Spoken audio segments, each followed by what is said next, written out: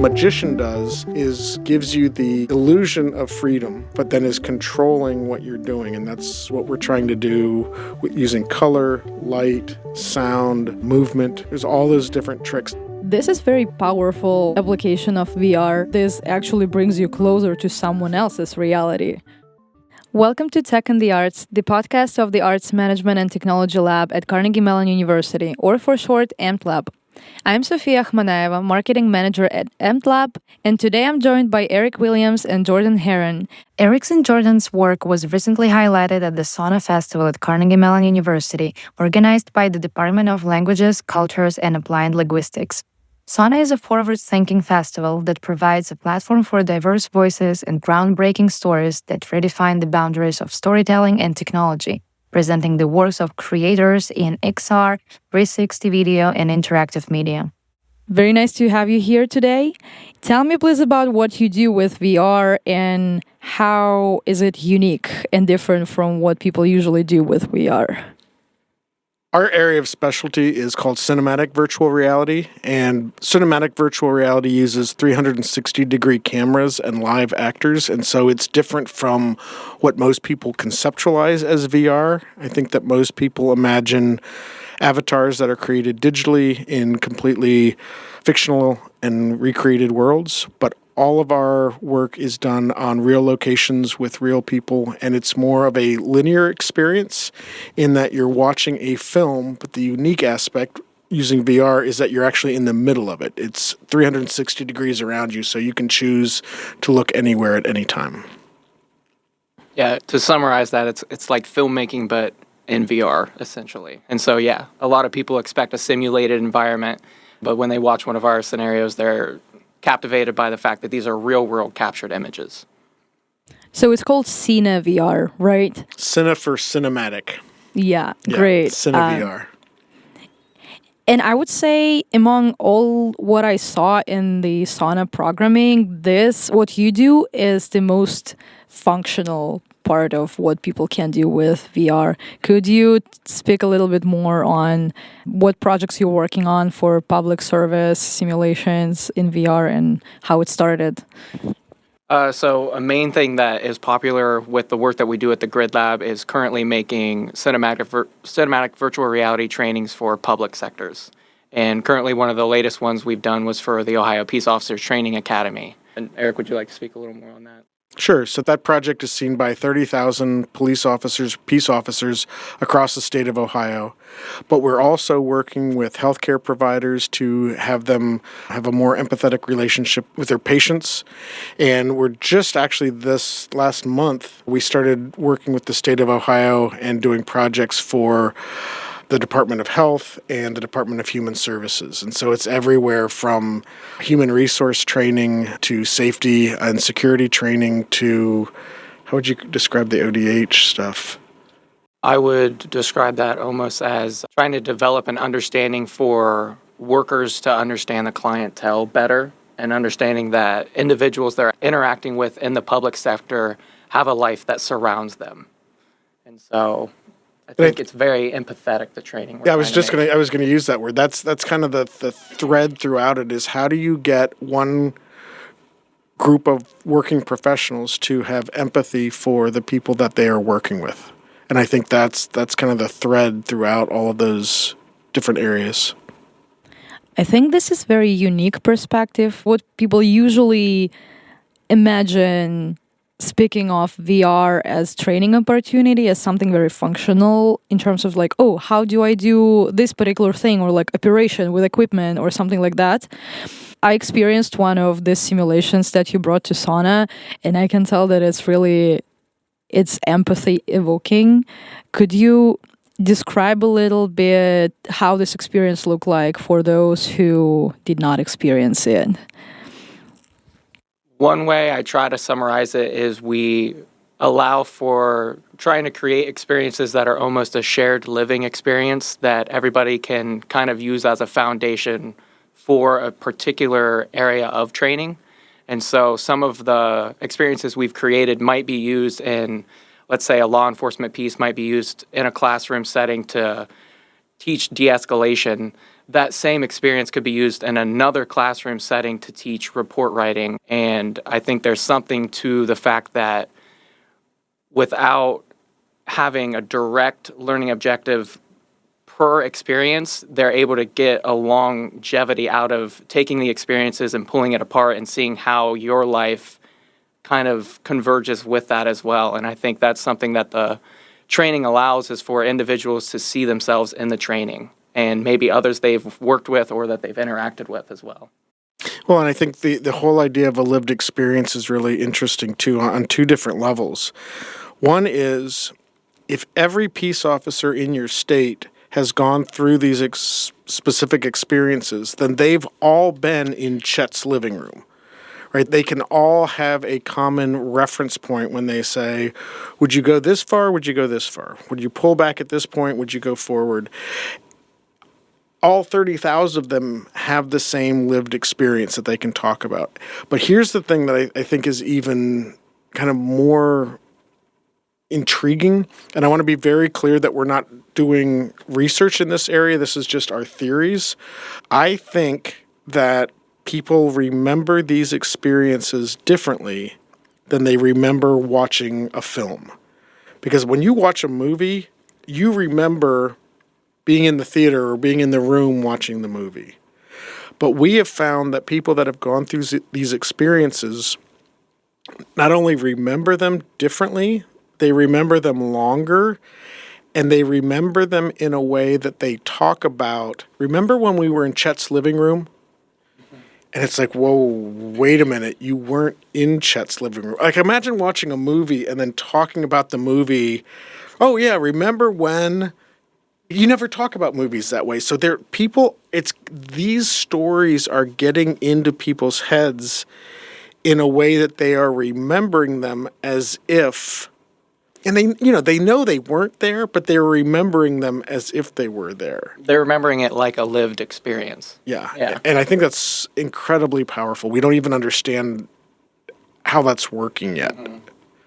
Yeah, that would be great to dive deeper into it in the future, I guess. And I can confirm I experienced one of the cases with a mentally ill woman who was reported to police because she just was sitting with the knife in the room.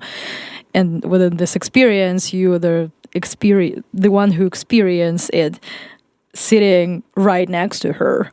And it's so different from just being on a distance as a police officer. I could feel the pressure in my body, like physically, the tension of the situation. And that's powerful. That's really great to hear, because we spent a long time discussing exactly where we wanted that camera to be. Mm-hmm. And we were trying to go for that. We were trying to get you to feel that tension. It's similar to the officer who was standing in the door from her perspective, but it's not exactly, because you are on top of this woman. You're like right in the middle between them. Yeah. And that's what we're going for. It's that visceral emotional memory. I'll be curious to think about how you remember this experience 2 weeks from now. I think it'll be interesting. Could you please tell about the story that you spoke of within your talk, how it all started? What was the first case for the healthcare system? I think it's really moving.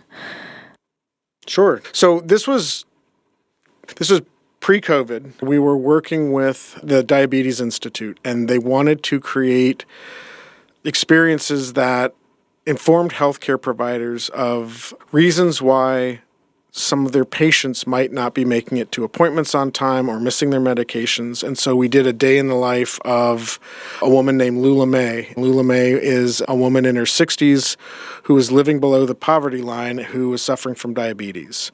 And so it was all the different reasons why couldn't she get to, she couldn't get access to her car, or things were breaking down, or she didn't have money to buy food for everybody, so she was buying food for her grandchildren rather than herself.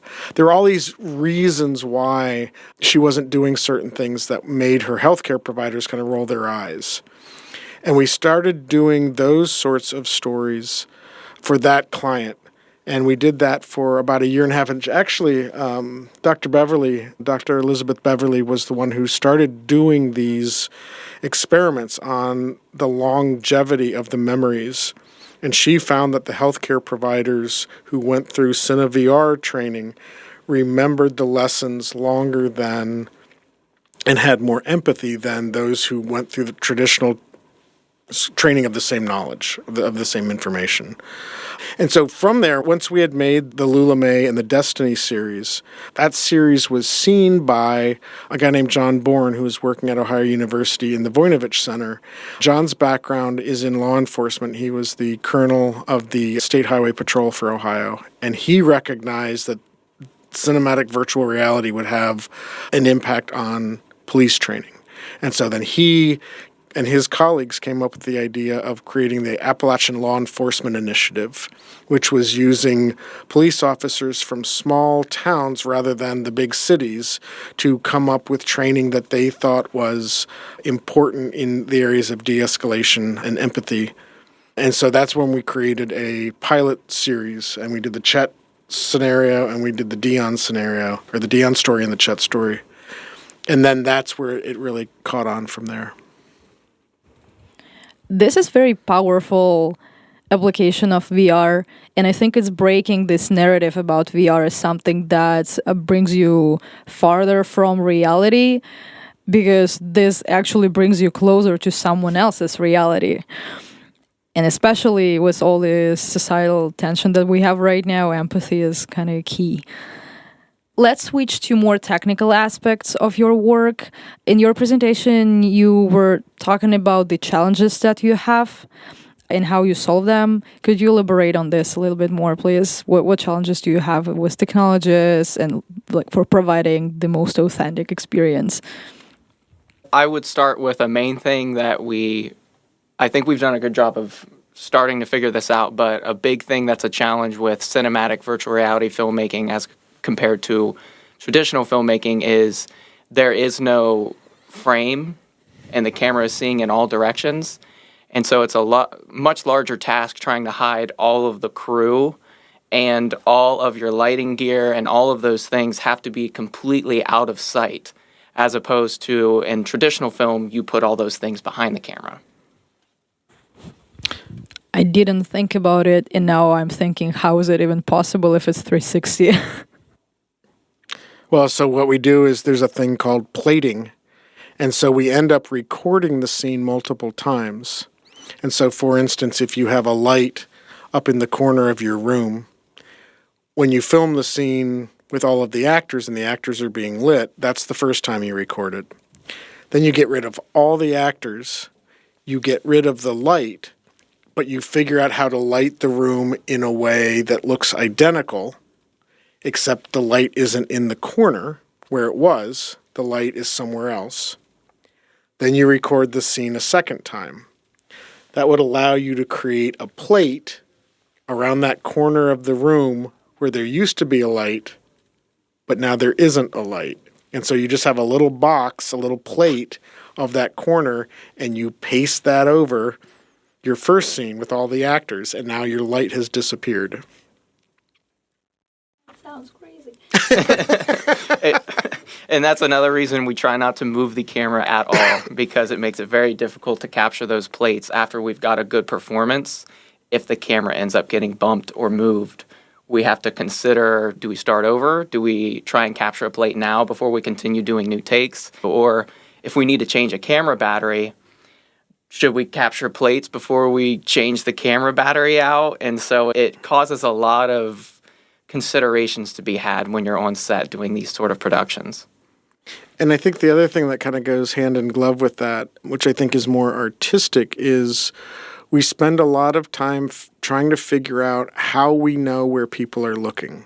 Because everybody says, oh yeah, well, when you're in a 360 environment, the audience can look anywhere they want. But think about that in real life. I mean, when you're in a lecture hall, people aren't looking all over the place. You can pretty much guess 2 or 3 spots where people are probably looking. And if you start paying attention or start influencing the location, you can start making people look in certain locations. It's just like a magician, right? A magician knows exactly where people are looking at all times, even though you feel like you have the freedom to look wherever you want. And so what a magician does is gives you the illusion of freedom but then is controlling what you're doing. And that's what we're trying to do using color, light, sound, movement. There's all those different tricks. I think that's one of the biggest things we've been figuring out in the last 2 or 3 years. And I would add to that, another really important thing that we try to focus on is doing that in a way that goes unnoticed by the viewer. We don't want you to become completely aware we're trying to pull your attention and draw your attention. We want you to be influenced. And that makes the experience much more immersive and passive because we're not breaking the immersion by suddenly making you do something that feels forced. We're trying to influence you to look in specific directions. So it feels natural, but we know that it's not. Like a magician. Yeah. Quick technical question. How long it takes to shoot 10 minutes experience? 10 minutes. Is that what you mean? Or like from start to finish? No, the whole production process with like all the like plates process that you just described and everything. To produce, I would say, not to shoot, but like to produce 10 minutes piece. So if we were doing one 10-minute piece, let me do the pre-production and production, and then maybe you can do the post.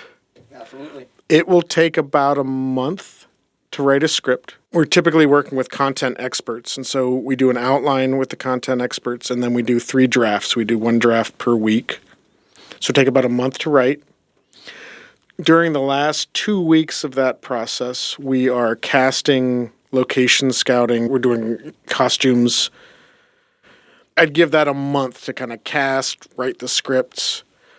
We do typically a few online rehearsals to make sure that the actors know their lines. So this is going into month 2. And then when we go into production, we will do one 10-minute scene, even up to a 20-minute scene, but we'll do one scene, we'll shoot it in one day. But the reason why we can shoot it in one day is we actually take the day before that and we rehearse for an entire day. So it's more like a theater piece. We want the actors to come on set for rehearsal with all their lines memorized, and we do all the blocking, and we really figure out exactly what's going to happen. And then we record it the second day. And one of the reasons why we take an entire day, I mean, the 10-minute piece is going to be shot in its entirety. And so once you say action, I mean, action's the beginning of the scene. You turn the camera on and you do the entire 10-minute scene. Then you say cut. And then I go around as the director. I ask, say we have 8 actors in that scene. I'll go around to each actor and kind of thumbs up or thumbs down. And if one actor thinks that the performance wasn't spot on, if one actor gives a thumbs down, we do the entire piece again. We had one 14-minute scene or 12-minute scene that we did 19 times. It took us, it took us the whole day. So 1 day of rehearsal, 1 day of shooting, and then that's production. We're wrapped. So a month and maybe 5 or 6 weeks total for production. Then we pass it off to post-production. And then the post-production side, that's where how long it takes are there graphics. So we have some pieces that have next to no graphics. The video will start, we'll have the title card, and then from there on out, there's no added graphics put into the experiences. Whereas we have some other experiences that are very heavily relying on the graphics. A quick example, we had one experience where officers trying to talk a teenage girl off of a bridge. She's thinking about jumping. And as he talks to her, there's a graphic behind her that shows her emotional state based on his questions. And so for the entire 15 minutes, you hear her, but you can also see her emotional based on if he's pissing her off or if he's calming her down, if he's empathizing with her, if he's trusting of her. And so that was heavily graphics, just as an example. A great example to use, in fact, because we had 2 versions of that scenario.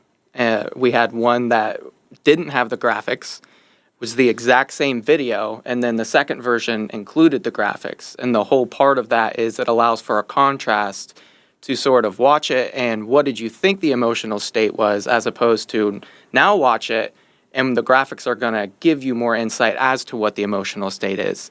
And so if we were to look at that piece and say, how long would the post-production take? And you remove the graphics as something that needs done, I would say that individual piece was roughly 10 to 12 minutes long. The video starts, it goes for 12 minutes, and it cuts. There's not a lot of actual editing of the video. We'll still do professional color grading, and we'll still do professional sound design. But for a 10-minute piece like that, the post-production could be easily wrapped in a month's time, maybe 6 weeks tops. But once you introduce the graphics, now we have a lot more meetings where we're reviewing the videos with the client and the subject matter experts to be like, okay, the information being portrayed in the graphics, is it accurate? Is the timing of when it is portrayed accurate? Okay, that's all good. Now, what does the design need to look like? And how do we design the graphics so that what's trying to be portrayed to the audience actually makes sense? And then you might have a week of people trying to decide this emotion is this color, this emotion's this color. Well, what's the background that is the color underneath all of those colors? And I think that's where things can get a little bit lengthier in post-production. But nonetheless, a piece like that would still be completed within, I'd say, 8 weeks to 10 weeks time tops. So 2 months roughly. Yeah, so 3 or 4 month process from start to finish. I'm gonna ask a little bit later about the difference in processes for normal movie shooting and this, but for now, is there some opportunity for interactivity in this experiences? And do you use it now? And if you have it now, or it's something for a longer term perspective? Kind of, the scenario that like girl jumps or she doesn't jump, and it get decided in the process. With that idea in mind, I think a big thing of it is that the ideas that Eric and I might have are ahead of where the technology currently exists of where we can implement those ideas. And so branching storylines is something that we would really like to try and accomplish. However, current technology and the headsets and having software to support that amount of data and the playback, that's where we're currently running into walls. And so as much as we want to do branching narratives and have that interactivity, we're sort of currently limited with what we can do with the distribution platforms that currently exist. Having said that, well, there's 2 thoughts that go along with that. The first is there is technology to do branching narratives, but it only really works on your computer. And so you can do it with 360 and you can do it on your computer, but then you lose the whole empathetic memory power of actually doing it in the headset. So one of the things we did on the last series is, let me back up for just 1 second. A big part of the process of this training is it's not all just in the headset. And so the officers will come to a location. There might be 20 officers being trained, and they'll talk about it for half an hour, 45 minutes before they put the headset on, right? They might talk about domestic violence and different techniques. Then you put the headset on and you see the experience. Experience is 12, 15 minutes. Take the headset off, and then there's an hour and a half of conversation. And that's the process that they're using to teach and to learn. And so one of the things we did with the last series is we created an experience where you put the headset on, you see the beginning of a story. There's a man who's having a psychotic break on a public school bus or public transit bus, city bus, and things go sideways. And then it stops. You take the headset off and you say, what would you do? And they talk about it, and if they want to interview different people that were outside the bus, they can do that. They can see 2D videos of those interviews. And then they say, okay, do you want to stick with Officer Reagan, or do you want to move over to Officer Quinn to see who ends the story better? And then they can choose. They put the headset back on, and they choose that story. So we took the technology out and just made it a human choice. So we're doing it. We're just not using the technology to do it. Yeah, we're gonna get back to the topic of the distribution platforms and market, but coming back to the production process, this all sounds like the process of creating Cine-VR experience takes the whole set of very different skills. It's dramaturgy, it's cinema production, as it is also the whole other VR tech piece itself. Could you speak more to this? What set of skills your team or any one team should have to create quality experience of this kind? And is it the whole industry of itself, or it's kind of branch of film production industry? Or where does it lie in all this continuum of creative industries? That's a really fascinating question.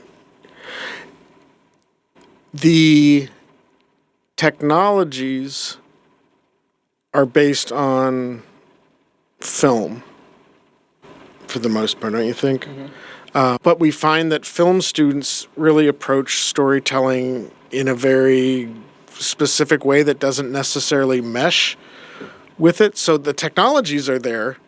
To me, it's more like theater plus video games. And we find that people that come at it from a theater background or a video game background, they see it differently. And to that, I would say a skill that's involved in that is very heavily storytelling. I mean, that is at the heart of any media you're trying to create. And so, to that note, when you're doing traditional film, we can draw attention to whatever we want because we can punch in on things and the door before it gets grabbed, or do a panning shot to have the audience looking at very specific things. Whereas theater and cinematic virtual reality, we have a full stage going on in front of you. And so we are more of trying to actually draw your attention and influence your attention, like we had spoke about earlier. We can't just expect that you're looking at the same place every time. And so we then have to look at it in a much more holistic manner as to how we keep the audience engaged, not just in the piece, but in the story itself, so that if we cut to a different scene or a different environment, they aren't completely thrown off because the whole world around them just changed, as opposed to a 2D screen in front of you cutting to a new scene. And I find that theater people are more in tune with that aspect. Which, to that same note, we try and work with actors that have theater background. Rather than film. Yeah, and a thing of that is if somebody improvs a little bit or changes their line a little bit, when they're theater actors working with other theater actors, we feel as though they're able to pick it up and still work and keep the essence of the piece without being like, we got to cut. That was not the right line. Something to that extent. Yeah. And I'll tell you one of the things, from a teacher's perspective, whenever I have film students in Cine-VR classes, they are much more resistant to using the whole 360 space. They want to do everything out in front. So they stage it like a play. Mm-hmm. And I keep saying, no, you have to use the whole 360. It just doesn't function in their brain. But if you take a video game student, they're used to stuff happening in every direction. And so even though they might not have the film background, they are open to the storytelling in that way. Mm-hmm. Sort of open world storytelling to some degree. Yeah. What kind of people are working with you on script? Do you kind of outsource it, or you have a whole set team that works on all of your projects? So at the heart of every project that we do, we work with subject matter experts. And that is incredibly important because as excellent as Eric and I are at the creative and making things look nice and sound nice, it doesn't matter how good it sounds or looks if it's not accurate. And so that's a big part of not only making sure the information is accurate, but choosing stories to tell that are actually impactful within a specific industry. And so working with subject matter experts, they can sort of say what stories currently need to be told. And from there, individuals like Eric can pick the ball up and create that story. And one of the things we're trying really hard to do is share the tools that we're coming up with. So Jordan and I have been working together for the last 2 or 3 years telling these stories. And so we have phrases we'll be like, we have to puzzle chunk it. Yep. And so like he and I know what puzzle chunking means. Mm-hmm. What does it mean? Okay, I'm glad you asked. So puzzle chunking is this one thing that we came up with. We had a story where there's a police officer and he's come to this house and there's a guy in the basement and he wants to kill himself. But he won't unlock the door. He'll only talk to you on the phone. So the story is the officer outside in the rain talking on his cell phone, talking to the guy in the basement with his guns. And we cut back and forth, outside, inside, outside, inside. But then at a pivotal point, we split the 360 screen. And so if you're staring to the north, you can see the officer outside. And if you stare to the south, you can see Tommy in his basement. But then instead of having there just be a sharp line, we cut along key things. So the officer's car becomes the couch. The way that we've cut the lines, the flag on the ceiling becomes the neighbor's roof. And we did that by measuring the distance between the camera and different pieces. And just like a puzzle, we cut it out and we put the chunks together. So that's the puzzle chunk. Jordan designed this thing called the audio swing. And so that's how we can move people's attention from the left to the right. And then you can pair that with a visual swing. So Jordan and I can sit and we're talking about scripts and we're like, okay, we're going to puzzle chunk that part together. We're going to swing this. Are we going to do a visual swing or an audio swing? Let's do a visual audio swing. Oh, what if we swing them back visually, but swing them this way?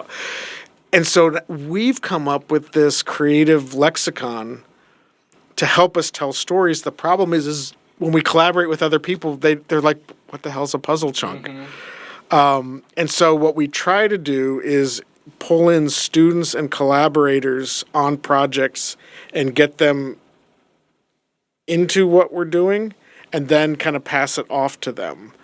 But that's a slow process.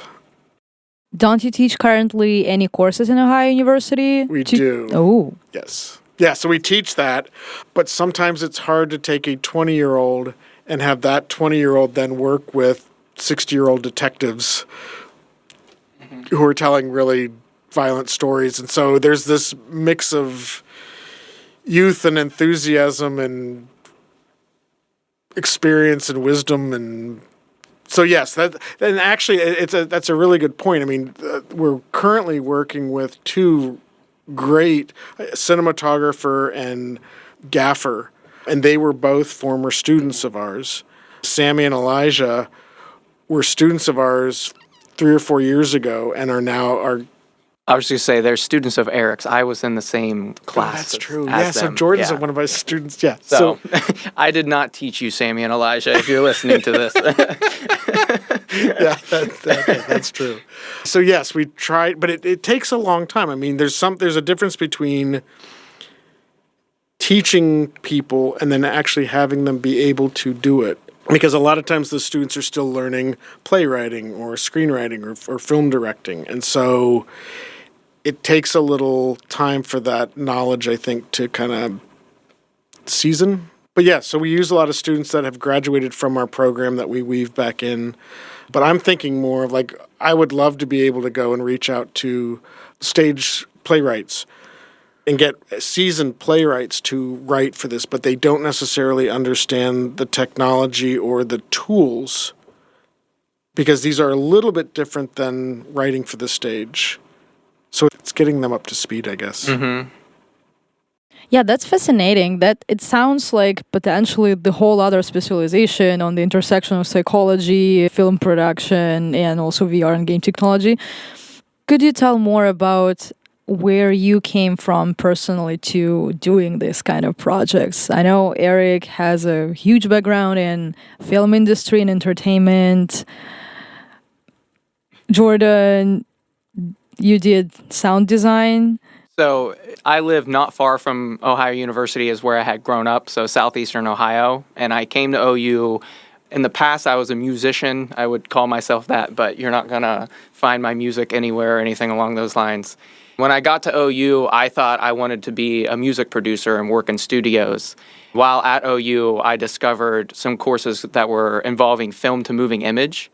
I hadn't, honestly, before that, ever considered that, I could take my passion for sound and apply it to images on a screen. And that kind of took my creative endeavor to a whole other level, because at that point now I actually had visuals to accompany any audio that I'm trying to work on. While in those classes, I had taken a virtual reality class was taught rather by Dr. Charles Linscott, and I found there was an audio position at the Grid Lab that they were hiring student employees. I went, applied, I got the gig. I met Eric a week later, who asked me if I wanted to go to San Francisco. And I said, I would love to go to San Francisco. And I've honestly been at the Grid Lab working on these projects ever since. Well, and I think that's an interesting example, right? I mean, Jordan's coming at it from a musical background and then learning about Cine-VR, but he's kind of taking the audio knowledge and adapting it to it, rather than being set in like, I'm a sound recordist for films. He was just kind of figuring it out as he was finding the medium. Yeah, because one of the first things I explored through the courses I took with Dr. Linscott was actually trying to make spatial music. And so a lot of the same software that I currently use for mixing the sound design for our cinematic virtual reality productions, I was originally using to try and take full songs and mix them in a spatial format. And from there, I was like, oh, we could take this technology and then start trying to implement it into the virtual reality experiences. And I think it might be interesting to talk a little bit about the work we were doing in San Francisco, because the very first project that Jordan and I started working on was nonfiction. And so we were working with a group called the Better Lab at San Francisco General Hospital. And they were trying to figure out how to train emergency room teams to understand each other better. So we went into emergency rooms and dropped 5 different cameras around an emergency bed where the gurney would be. One where the surgeon is, one where the head nurse, one where the anesthesiologist, one where the scribe, where all these different people are. And then for an entire weekend, we waited for real emergency room patients to come in, and we rolled on every camera real emergency room situations. And so it was car crashes and stabbings and shootings. I mean, just all these terrible things. Then we would put each of those in the headset so that the head nurse could understand what the anesthesiologist was seeing when somebody came in, and they could say, oh, that's why she reaches across and grabs this gear at this particular time. We're trying to create empathy between teammates. And we did that for a while. We went back and did that twice, and we did that again in Columbus. But one of the things we found out with that particular case is they can also then start showing those to medical students before they get to the emergency room, because what they were finding was, you're a medical student and you're supposed to go and observe the emergency room. It takes you 6 weeks to get used to being in the emergency room. And those 6 weeks aren't used as well as if you were already accustomed to it. Well, they started sending the headsets to students. So you could be at home before you even get to San Francisco, and you watch all that stuff in the headset. It cut the preparation time from 6 weeks down to 3 weeks. So it cut the preparation time in half because they were watching it all in Cine-VR. And then they're like, oh, well, that door goes to, oh, I know what's in that drawer. Like, I've been in here. I've watched 30 hours of emergency room procedures. I know this room. Anyway, that's where we kind of started. That's great. Eric, could you tell more about your film experience before, and why did you switch? How did you switch to this kind of stuff? Why you didn't stay in the entertainment, doing entertainment stuff and all these things? I will tell you the short version. When I first got out of graduate school in the late 90s, I was interested mostly in writing. And so I was writing for Universal Studios. I was developing shows for American Movie Classics. And through a bunch of life experiences, I met my wife, I hiked the Appalachian Trail, and I decided that I didn't necessarily want to live in Los Angeles or New York City, which is where I was bouncing around. And so I was trying to figure out what I could do outside of those two coasts. I really fell in love with teaching. I started teaching at the college level, and I just found that being surrounded by creative people all the time and being paid part of your salary when you're a professor is to do creative work. And I thought, if I can get paid to teach creative minds and to do creative work, that'd be fantastic. And so I did screenwriting for many, many years. I've taught for 20 years. And it wasn't until about 7 or 8 years ago that the Grid Lab invited me to change schools and to work in this new medium. And I said, I don't know anything about, I'm not much of a tech person. I said, I don't know anything about these technologies. And John Bowditch, who's the director of the Grid Lab, said, come and do, there's this new film stuff. It's called 360 video. You'll love it. It's like movie making on steroids. And I was like, okay, I'll try that. And then I just kind of found my way into it and kept meeting different people like Jordan and John Bourne and working with John Bowditch and Chip Linscott and Sammy and Elijah. And it just kind of grew from there. Great. It's interesting that teaching turned out to be more creative than working in actual creative industry. It's very true. Yeah. That's a pivot. Let's get back to the economic question of the industry and the market perspectives. What about distribution network and the whole issue of getting the work out there? Where do you see the perspective for this kind of works in terms of money making, disseminating it, maybe other application beyond public services, but keeping the same principle of empathy, evoking? Does it have any perspectives in entertainment? What are your thoughts on the future of this? I'll start. I have a very negative outlook on the entertainment industry. I think that a big part of entertainment is entertaining things with other people, right? And so for as much of this stuff as I make, I don't come home, put on my headset, flop on the couch at 8 o'clock at night and hang out on a Wednesday night and watch Cine-VR. Like, I would rather be with my wife watching a movie because we can watch that together. I find that a headset is really isolating and I don't enjoy it. But isn't it the whole market of people who actually want to escape the reality to some different reality? Yeah, I know. And also novels are the same thing. Like, everyone reads a novel by themselves. I know. I'm such a hypocrite. But I personally feel that that's one of the reasons, that one of the things that has hindered it taking off. I think when virtual reality and augmented reality start to overlap and you can start seeing things and you can start seeing seeing real people that are in the room with you, I think that equation starts to change. But I think with what we have right now, nobody goes home and watches Cine-VR. They just don't. It has to be an assignment. They have to be being trained on something. I think it works incredibly well for training. I think if you're trying to learn about a certain location or a certain topic, doing a documentary about something in 360 is super helpful. I mean, I think it's one of the most impactful media out there right now. I just don't think that it's entertaining yet. But having said that, I think that there's a tremendous amount of potential to make money in this market. It's technologically a heavy lift. I actually think the technology's out there. There just hasn't been a company that's been willing to do the investment. Just think about Netflix, but for 360. But it would be Netflix for training purposes. Yeah, and I would put documentary in that area as well, even though I know people watch documentaries as entertainment. But yes, but for training purposes. I think a Netflix for nonfiction informational distribution. To add to that, I would say that there's just an overall supply and demand issue.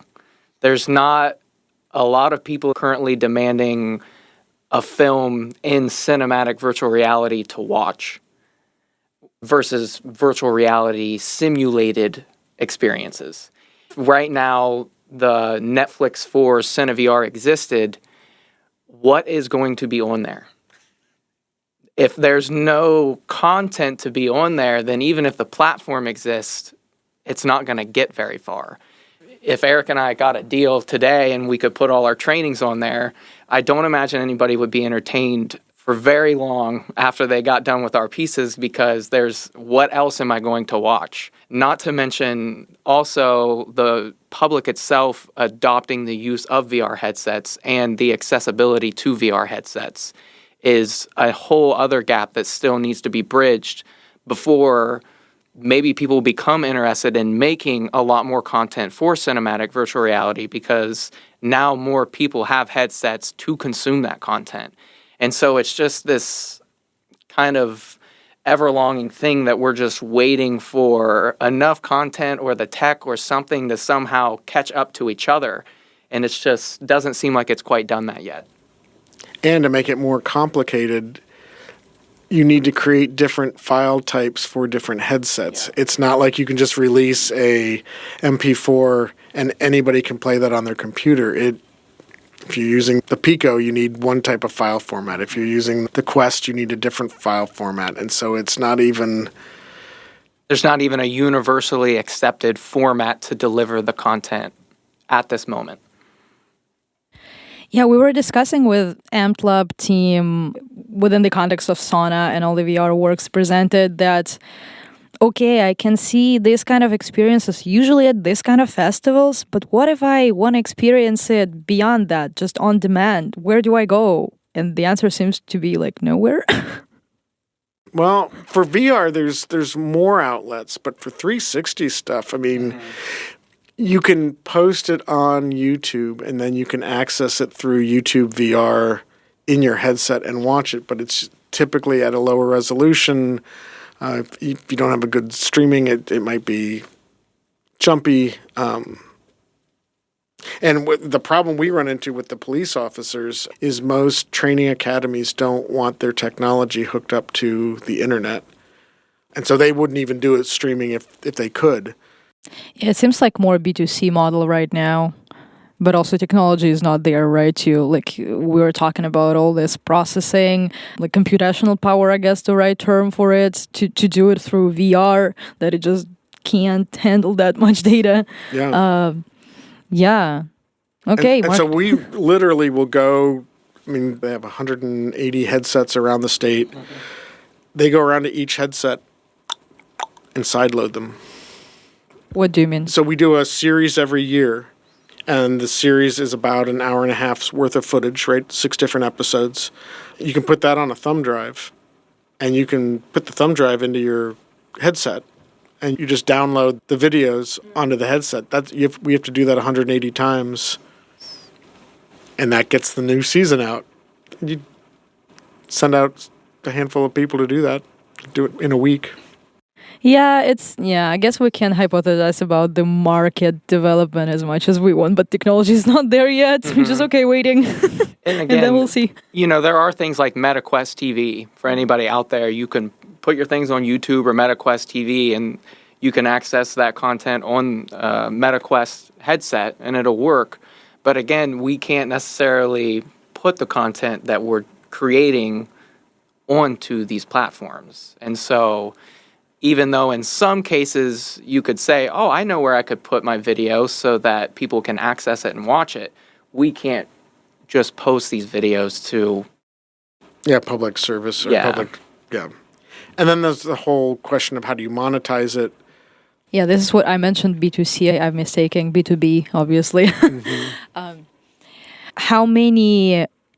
How many institutions at this point use Cine-VR, to your knowledge, like ongoing, constant basis for their training? What do you mean by, for their training? Yeah. Is it like very unique and single cases kind of institutions around the country, or it's disseminated pretty well at this point? Or it takes some kind of special dedication from an institution to implement it? It takes an investment on 2 levels. First of all, it takes an organization, just the investment of getting the headsets and dedicating that they're going to train their people to use headsets. Once they do that, that's the first step. And then the second step is how are you going to create the content or obtain the content? So what's happening in Ohio at the moment is the Ohio Peace Officers Training Academy made that dedication. They have headsets all over the state. It's specifically used for training of peace officers. Now you're getting other organizations that are hearing about it and realizing that it's an effective use for training. So there's a group called the Forensic Nursing Network, and they want to do something to train people about strangulation and people being abused through strangulation, which is often invisible. They want to use it to train nurses, but that training will also be effective for police officers and emergency EMS people. So now they're talking to OPATA, the Peace Officers Training Academy, and saying, if we create the content, can we use your headsets? And it looks like they're starting to collaborate on that. So now you've got multiple agencies, EMS people, nursing, and officers using the same kind of distribution infrastructure. And so it seems to be sprouting up and then spreading. We're doing a lot of work, conversations with the state of Ohio. They have the need, because they have a ton of people that they need to train, but they don't have the content and they don't have the headsets. And so they're trying to figure out, what does that look like? Do you move the headsets around? Do you buy everybody headsets? Do you work only with Ohio right now, or there are some other places in the U.S. where this kind of process gets implemented? We did work with San Francisco, a number of years ago. Current projects are mainly based in Ohio, I would say. Yep. We're starting to have conversations with people around the country, but nothing that we're working on yet. But I think it's because of that, right? It's because people, they like the idea, and then it's like, oh, we have to buy hundreds of headsets, so we have to sideload them all to figure out how to... and then we get people that are saying, well, yeah, we want to do what you did with the Lula May scenario. We want to put it online. And it's like, okay, you can do that, but it's not going to be, it's not the same. So everyone's trying to figure it out, it feels like. And the last question, do you have any upcoming projects that you're excited about? Are you working on something new? I think ongoing, I'm always excited for the hope of the next, what we're now calling seasons of the law enforcement trainings that we're making. And aside from that, I don't know how much I can say, but we certainly have quite a number of clients that we're looking at trying to generate content for. I'm just going to say one phrase, and I hope it strikes fear and excitement. Ebola outbreak. Yes. Well, let's finish at this point. Thank you for being with us today. It was... And helicopters. And helicopters. Okay. Oh, wow, that's such an intrigue. Okay, we're gonna look out for it. Your next endeavors. Thank you very much. Awesome. Thank you. Yeah. This nice is great. to talk to Thank you very much. Thank you for listening to this episode of Tech in the Arts, the podcast series of the Arts Management and Technology Laboratory. If you found this episode informative, educational, or inspirational, be sure to check out our other episodes and share with the arts or technology aficionados in your life. Check out our website at amslab.org, that's amt-lab.org, or you can email us at info@amslab.org. Follow us on Instagram at Tech in the Arts or Facebook and LinkedIn at Arts Management and Technology Lab. Our season runs from September through May, so feel free to follow us on your preferred podcast app. Thanks for listening.